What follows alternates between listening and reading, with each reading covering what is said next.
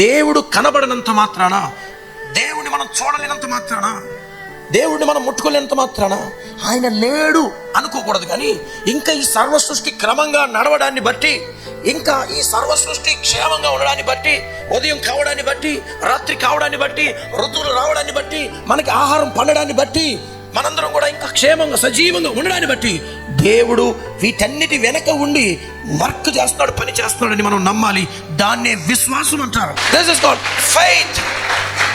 ఆ విశ్వాసము లేకపోతే దేవుడికి మనం ఇష్టమై ఉండలేము.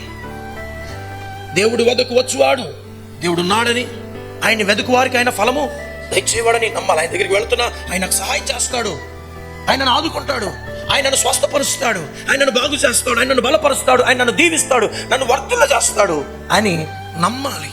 ఇప్పుడు మీరు వచ్చారు దేవుని వద్దకు, మందిరానికి వచ్చారు, మీరు విశ్వాసంతో వచ్చారు. నేను దేవుడి దగ్గరికి వెళుతున్నా, ప్రతి వారము దేవుని దగ్గరికి వెళతాను, ప్రతి వారం దేవుని సన్నిధికి వెళతాను, ఆయన మందిరానికి వెళతాను. ఆయన నన్ను దీవిస్తాడు. హల్లెలూయా.